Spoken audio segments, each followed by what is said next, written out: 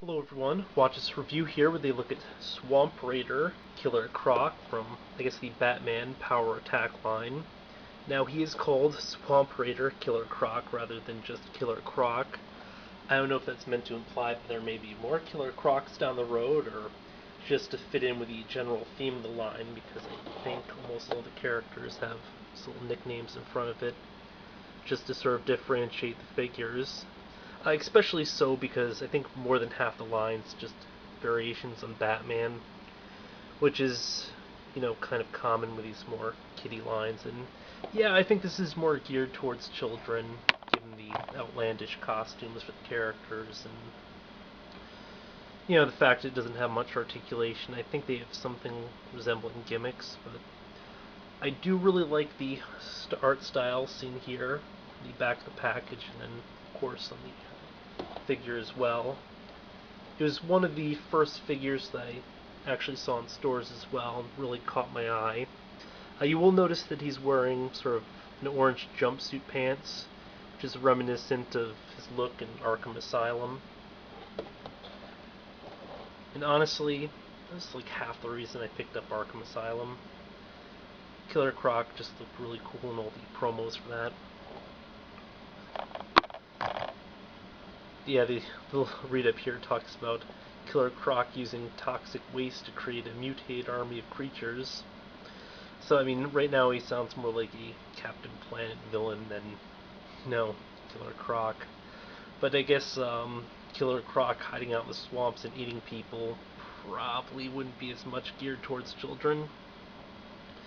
Now, while there are tons of different figures of Batman in this line, various get-ups, I will mention that they do have a few villains and Robin as well. I saw Two-Face. He actually looks pretty decent, but I doubt I'll bother picking him up. Just because it doesn't interest me as much. And I think these kind of retail for around $9 at most stores. I picked this up at Target. I know my Walmart's also carrying it, but hold on a second and we'll take a closer look. And here we have Killer Croc out of box, and he looks a lot more decent when his head isn't at this sort of upraised angle. You can actually see his face. Now, right out of box, he's got this really crazy cheap plastic smell. Nothing quite like it.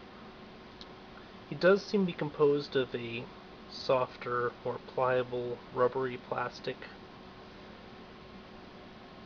So, I mean, it's definitely lower quality. It's probably why, this figure is a bit on the cheaper side. I mean, granted, $9, still maybe a little bit expensive for, a generic figure, but prices are constantly rising, and I should point out that the previous line, which I think this sort of replaced, was it was called Total Armor or something, and those figures were a bit smaller. Although I think even the new ones are only a little bit taller. I haven't picked up any of the new Batman figures, but size-wise, I think the new ones are a little bit larger, but not by a huge amount, because I think the Killer Croc is actually tall by the standards of the line, as he should be. He should try to make some attempt at scale. Now, although it looks like the mouth opens and closes, it actually isn't intended to do so. It's not a joint, it's just, again, a soft rubbery plastic, and it won't stay in place. Also, I'm just wondering what the whole story is behind this. Did he lose the lower half of his jaw in a fight or something, or... yeah. With toy lines, you don't really ask questions. I will point out that the sculpting is really cool. Really no paint, though. There's a little bit here on the chest, but in general it's mostly just solid colors. Not that there's anything wrong with it. You will notice they used a sort of glittery, metal, silverish, tinish, ironish, plastic, painty thingy for the top of the body there. Or for the armored bits to be more precise. Which, you know, looks pretty cool. It does have little ridges and stuff sculpted into his forearms. In addition to having carves there for, I guess, general scaliness. And ridges on the back.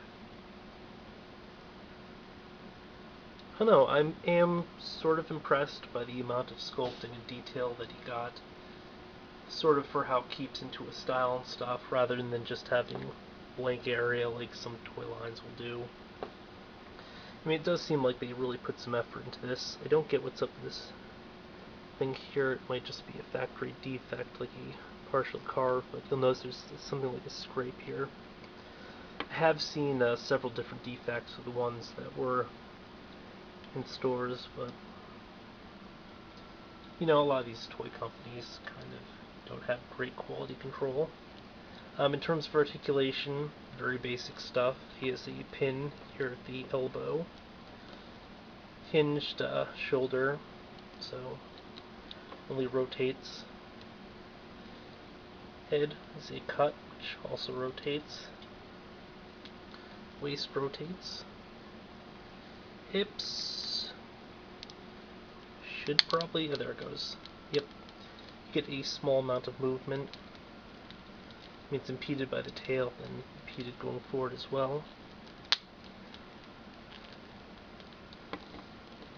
So I guess if you want to just have him crouch down like he's menacing somebody.